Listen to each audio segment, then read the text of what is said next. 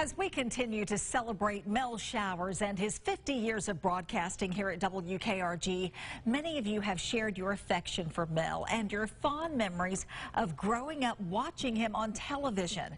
As someone who's had the pleasure of working alongside him for 17 years, I can tell you the man you see on the small screen is also a treasure behind the scenes.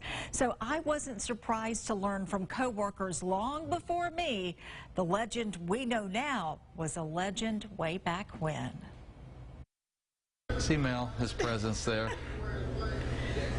Yeah, they're doing the presidential. Walking the halls of WKRG. He's doing a Q&A. He always had the big stories. And going through station archive footage. He did great stand-ups. His personality just came through. Are like taking a trip back in time for Stu Kellogg.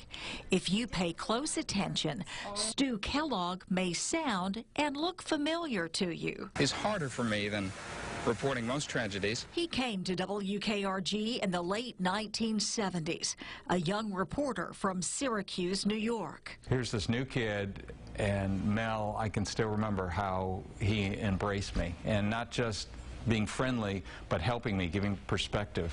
He was the institutional memory of the station then, history and perspective. And he was always very supportive as well. Cooper was made aware of the invitation late this afternoon.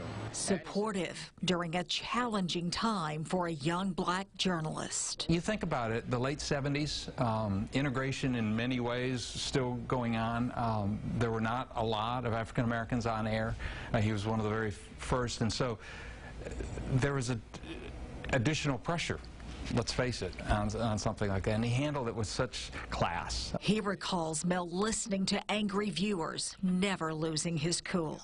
Stu Kellogg says Mel Showers made this a stronger community. His disarming personality that melted away stereotypes is just one of his attributes that would keep him on the air for 5 decades. One, his brains. He's just smart. 2, he knows what's important, and in a local community, he wanted to be part of this TV community for his career and not, like me and so many others, running around to different markets. He also, again, had those connections, so there was that respect, so he was able to bring that on air and also to help the other employees. And he's good. Let's not forget that. What a wonderful reporter, a wonderful anchor, and he makes those around him better. You know that, and we knew that then. Stu would later leave and become news director for a competing station.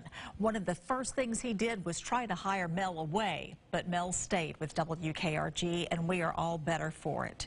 And a special reunion for Mel today.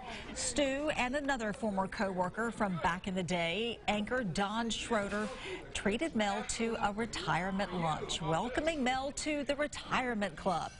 They promised to meet on a regular basis.